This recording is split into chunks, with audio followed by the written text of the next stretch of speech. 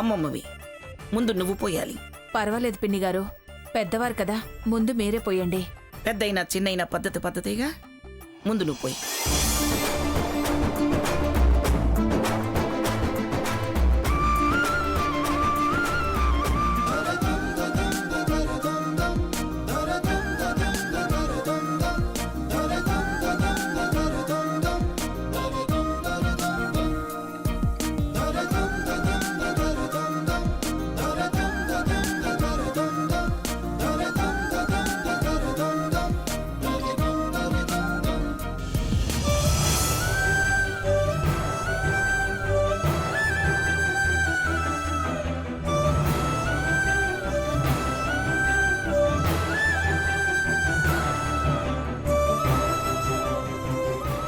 రా లక్ష్మి.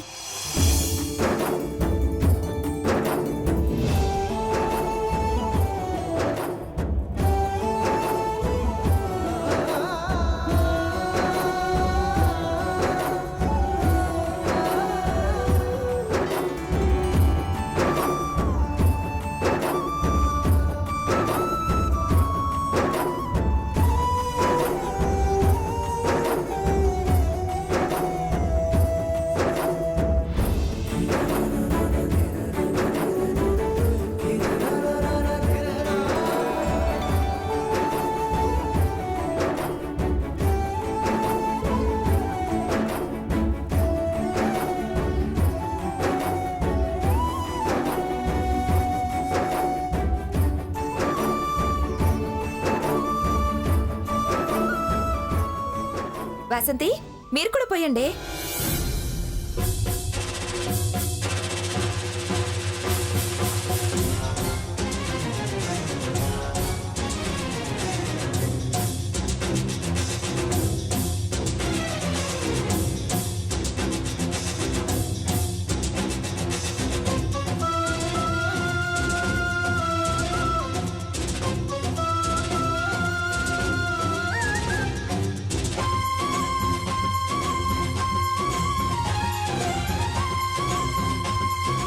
సీత, రామ్మా, నువ్వు పోయి.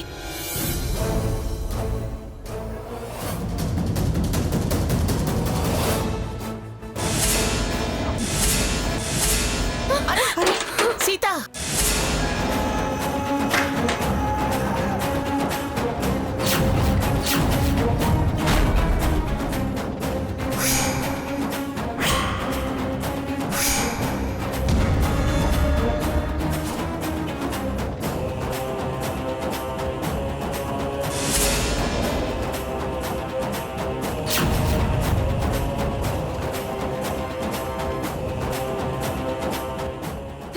బావా, నువ్వన్నదే నిజమైంది.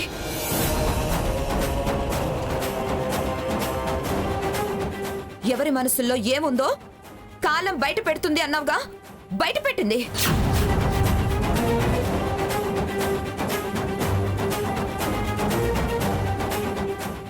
ఏం బయట పెట్టింది? కుళ్ళు బయటపడింది.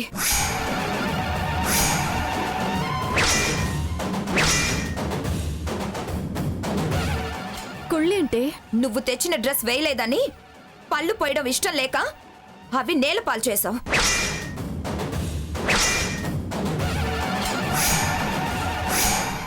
హారతి ఆర్పేశావు. స్వర్ణ, అదేదో తగిలి పడబోయింది, తమాయించుకుంది. అలా జరిగితే కుళ్ళు పళ్ళు పోయటం ఇష్టం లేదు అంటావేమిటే? నీకు తెలీదమ్మమ్మా, ఆ ఇంట్లో ఉండటం తింటం కుదరట్లేదని చెప్పి బయట బతకలేని తనం.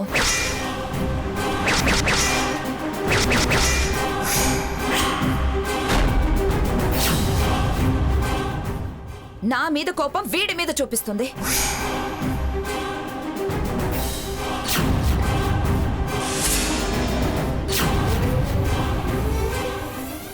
స్వర్ణ, ఎవరు బతకలేకపోయేది? మాటలు కాస్త జాగ్రత్తగా రాని. వాడి మీద కోపం చూపించేంత మూర్ఖురాలు కాదు సీత.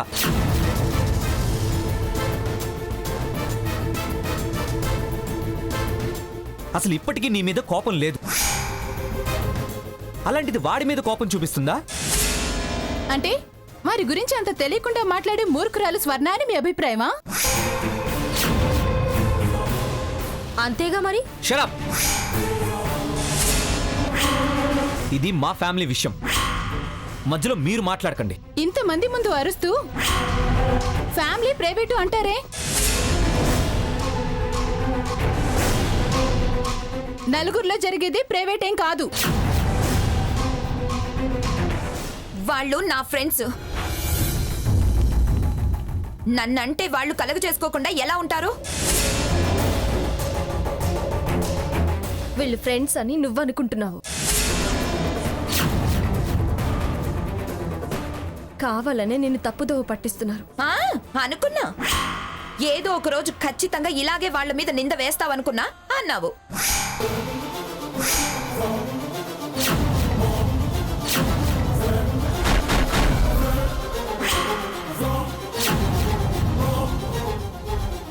మహా తెలివైన దానివి. అసలు టాపిక్ డైవర్ట్ చేయడానికి ఈ కొత్త లైన్ ట్రాక్ మీదకి తెచ్చావా? నిందలేయడమేమిటే పిచ్చిదానా? ఈ మొదనష్ట మొహాల్ని చూసిన దగ్గర నుంచి నాకు అనుమానంగానే ఉంది. ఏంటి మావే ముదృష్టపు మొహాలా? ఇదేనా మీరు మాకిచ్చే మర్యాద? ఏయ్, ఏం కూస్తున్నావే? అమ్మమ్మ గారినే మర్యాదలు ఎంచుతున్నావా? నిన్ను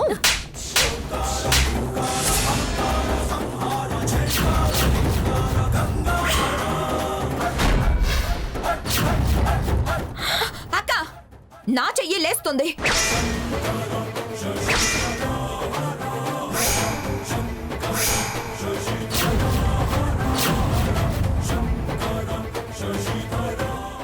అసలు ముదనష్టపు మొహాలను వదిలేసి వాళ్ళని ముదనష్టపు మొహాలు అంటుంది.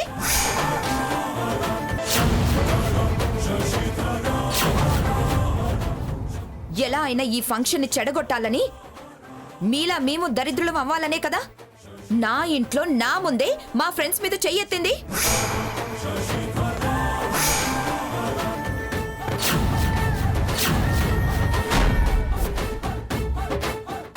నీళ్ళ కాకపోతే నీదా? నా పేరునుంది. ఎవరికైనా రాసుకోండి అని పేపర్స్ పారేసి వచ్చావుగా.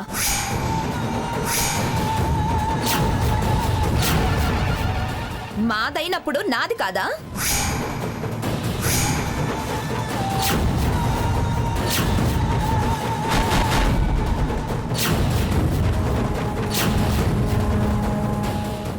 అందుకే ముందు వాళ్ళకి సారీ చెప్పు.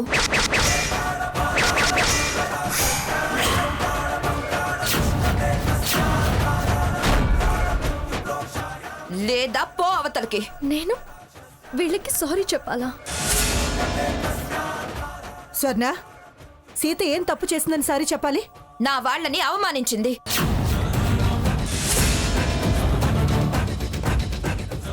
ఏమిటే నా వాళ్ళు నా ఇల్లు అంటున్నావు?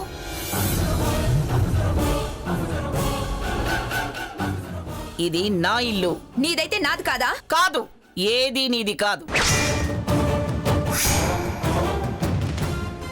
నేను బతికున్నంత కాలం ఏది ఎవరిది కాదు. నా తదనంతరం అది నేను దయతలిస్తేనే ఎవరికైనా ఏదైనా దక్కేది.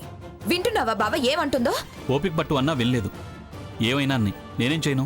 నన్ను చెడు చేసి నా ఫ్రెండ్స్ ని ఎవరో శత్రువుల మనిషిని కావించి ఈవిడ్ని కాకాపట్టి మొత్తం దక్కించుకోవాలని వీళ్ళ ప్లాను.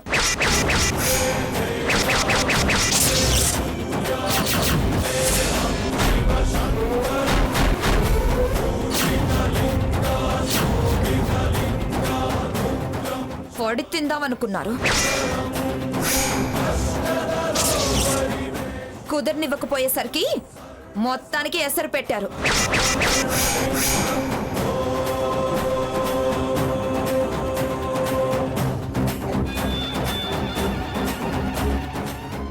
స్వార్థం లేదు, ఆశ లేదు అని పైకి శ్రీరంగ నీతులు చెప్తూ మన నెత్తిన శటగోపం పెట్టాలని ఎత్తులేస్తున్నారు.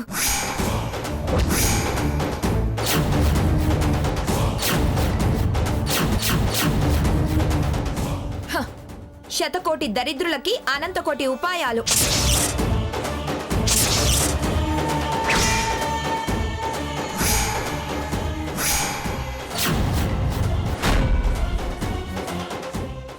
దరిద్రులకి ఆశలు ఎక్కువ అని ఊరికే అనలేదు. స్వర్ణ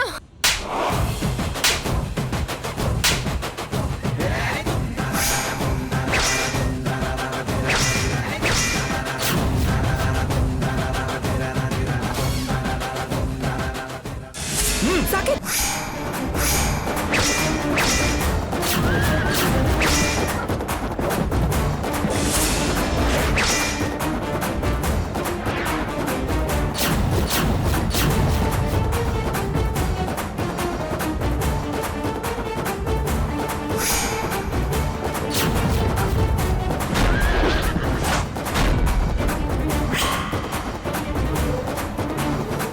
ఏంట్రా చేయెత్తుతున్నా? స్వర్ణని ఎందుకు కొట్టాలి? కొడితే నువ్వు కొడతావా? కొడతాను.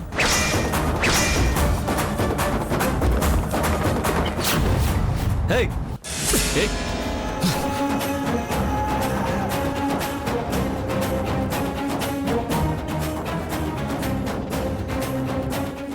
సాకేత్! నిన్ను రఘురామ్!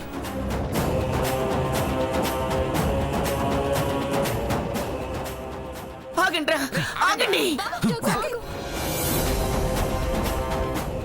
సీత, దరిద్రులు దరిద్రులు అని అనిపించుకుంటూ అవమానం భరిస్తూ ఇక్కడ ఉండాల్సిన అవసరం లేదు. పైగా నా ఇల్లు అంటుంది. క్షణం ఉండడానికి వీల్లేదు.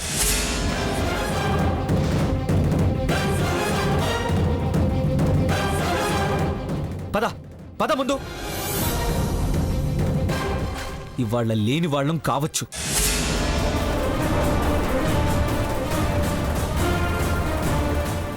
కానీ ఎప్పటికీ ఇలాగే ఉండబోం. దరిద్రుడిగా పుట్టొచ్చు కానీ దరిద్రుడిగా చావటం అసమర్థత అన్నారు.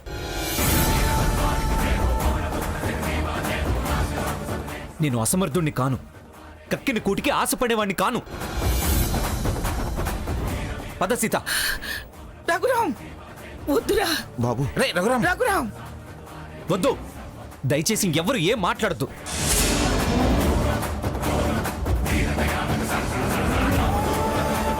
మమ్మల్ని ఆపొద్దు. పద సీత.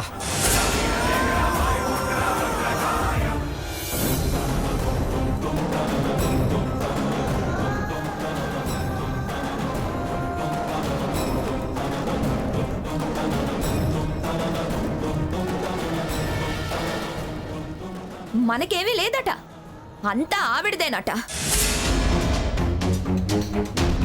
రూపాయి లేనోళ్ళు వాళ్లే అంత పౌరుషానికి పోతే మనమెందుకు ఇంకా ఇక్కడ? పద బావా. మొగుణ్ణి కొట్టి ఎదురు ఎడవటం అంటే ఇదే. నన్ను ముందు కొట్టింది, తర్వాత అవమానం అంటూ రోషం గల్ల దీసాలి వెళ్ళాడు.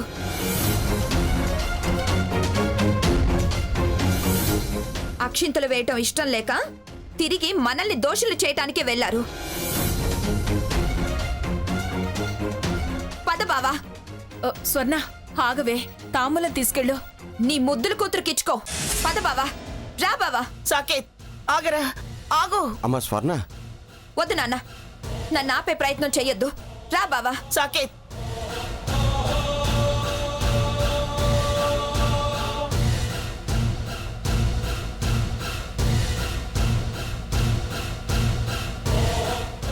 ఎవరి దారిన వాళ్ళు వెళ్ళిపోతుంటే మనం ఎందుకు ఇక్కడ గబ్బిళ్ళల్లా? పదండి. సావిత్రి, మనవడికి భోగి పళ్ళు పోసావు, నీ అచ్చటి తీరింది. తల్లిగా ఒడిబియ్యం, సంక్రాంతి తాంబూలం అత్తగారింట్లో కదా సమర్పించాలి. రా, అది ఇచ్చేంత పరవన్నం తినొద్దు గాని రా. అది కనీసం పండు తాంబూలం కూడా తీసుకోకుండా వెళ్ళిపోయింది. ఆ తాంబూలం ఏదో అక్కడిద్దు గాని నువ్వు పద. ఏం వచ్చటో ఏం ముచ్చటో, ఈ ఇంట్లో శుభకార్యం పండగ పబ్బం చేసుకునే యోగం లేకుండా పోయింది. అన్నదమ్ములు అక్క చెల్లెళ్ళు ఆగర్భ శత్రువుల్లా మారారు. ఇదేం కర్మరా భగవంతుడా. నీ కర్మ కాదు సావిత్రి, దాని అహంకారం, పొగరు, పాడు సావాసాలు. మళ్ళీ మళ్ళీ ఇలా జరగడానికి వీలు లేకుండా ఏదో ఒకటి చెయ్యాలి. చేస్తాను. సరే, ముందు నువ్వు తాంబూలం తీసుకునిరా. తర్వాత అసలు కీలిరిగి సరైన వాత పెడతాను. మీరు కన్నెర చేస్తే మేము కన్నీళ్లు పెట్టాల్సి వస్తుందమ్మా. ఇప్పుడేదో సంతోషంగా ఉన్నట్టు మాట్లాడతావే రామచంద్రయ్య. అది అందరినీ కుమిలి కుమిలి ఏడ్చేలా చేస్తుంది.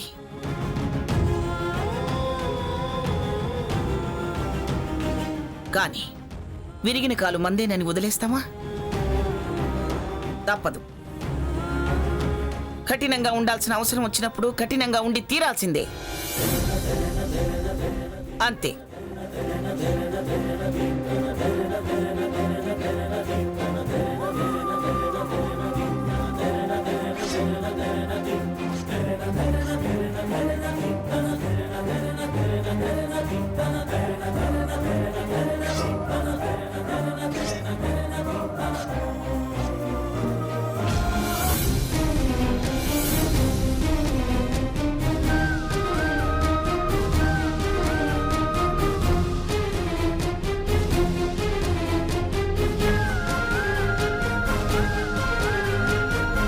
నేను భరించలేకపోతున్నాను రఘు.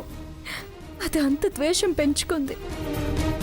తను నా కోసం త్యాగం చేసిందని ఇంతకాలం అనుకున్నాను. కానీ అది నన్ను మోసం చేసిందని ఇవాళ అనుకోవాల్సి వస్తుంది. స్వార్థంతోనే అది ఆ ఇంటికి కోడలైందనిపిస్తుంది. డబ్బుకు మనిషి దాసోహం అవ్వచ్చేమో గాని ఆ డబ్బు దాన్ని ఇంతగా మార్చేస్తుందని నేను అనుకోలేదు రాకు.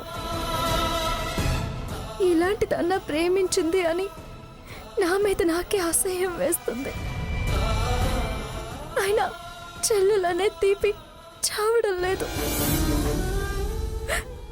వద్దు రఘు, మనం ఇంకా ఈ ఊర్లో ఉండొద్దు. ఈ అవమానాలు మనం భరించలేము. ఈ నిందలు మనం మోయలేము. మనం ఇక్కడే ఉంటే వాళ్ళకి ఎదురవకుండా తప్పదు. ఎదురైనప్పుడల్లా అది ఇలాగే ప్రవర్తిస్తుంది. ఇటు పుట్టింటికి అటు అత్తింటికి వెళ్ళలేనప్పుడు ఇక్కడ మనం ఉండడం అనవసరం. వెళ్ళిపోదాం రఘు, మనం ఎక్కడికైనా వెళ్ళిపోదాం. ఊరుకో సీత, ఏడవకు. ఈ మాట నేను అక్కడి నుంచి రాగానే అన్నాను సీత. కానీ పారిపోయాం, ఓడిపోయాం అంటారు అన్నాం. అప్పుడేదో అన్నాను కానీ ఇప్పుడు ఇంకా ఉండొద్దు అనిపిస్తుంది. వెళ్ళిపోదాం రఘు. అలాగే సీత, వెళ్దాం. ఊరుకో, ఏడవకు. ఇప్పటికిప్పుడు ఇలా వెళ్ళిపోయినా అప్పుడు నువ్వన్నదే అంటారు. కాస్త నిదానంగానే వెళ్దాం. అయినా సీత, మనం ఎందుకు వెళ్ళాలి? ఎదురుపడ్డా ఎదిరించేంత ధైర్యం లేని వాళ్ళమా? కాదు అనుకునేంత నిబ్బరం నీకు లేదా? ఉంది, కానీ మరి దాంతో అంతంత మాటలు అనిపించుకోవడం అవసరమా చెప్పు? ఎదురు పడగానే నా ఓర్పు నశించేలాగా ప్రవర్తిస్తుంది. ఎన్నిసార్లు అయ్యో పాపం, దాని సంసారం ఎక్కడ పాడైపోతుందోనని నేను నెత్తిని వేసుకుంటే చివరికి అబద్ధాలు మన నెత్తి మీద వేసింది. లేని స్వార్థాన్ని మనకు అంటగట్టి ఆ ఇంటి నుంచి బయటకు వచ్చేలా చేసింది. మన దారిన మనం బ్రతుకుతుంటే దరిద్రులు అండవేంటి? పిల్లాడు కదా అని ముద్దుకు పోయి వాడికి ఒక డ్రెస్ తీసుకువెళితే నా మొక్కన ఎన్ని మాటలందో. ఎప్పుడు? ఇవాళ. ఏమంది? ఏంటిది? పూర్ణ మార్కెట్ ఫుట్పాత్ మీద తెచ్చావా? చీప్ కాబట్టి తీసి పారేస్తున్నాను. వాడేసుకునే డ్రెస్సేనా? ఇదొక డ్రెస్, దానికొక ఖరీదు. నా మనసు ఎంత చివుకు మందో తెలుసా? సీత, తను పూర్తిగా డబ్బు మనిషి అయిపోయింది. తనని సమర్థించొద్దు. మనం బయటికి వచ్చాక ఇలా అంటుంది. నేను కల్పించుకోకపోయినా మరోలా అనేది. సీత, ఇక నుంచి తన గురించి వద్దనుకొని బతుకుదాం. ఏవైనా సరే రఘు, మనం ఇక్కడ ఉండొద్దు. అలాగే వెళ్దాం అంటున్నాను కదా, ఊరుకో. ఏడవకు సీత.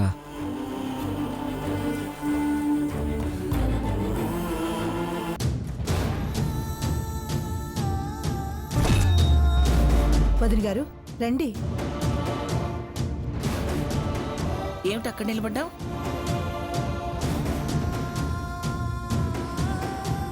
మీ కోడల్ని ఒకసారి పిలవండి, దాంతో మాట్లాడాలి. అదేమిటి సావిత్రి, మీ కోడలు అంటావు? ఇది దానిల్లు కదా, అందుకు.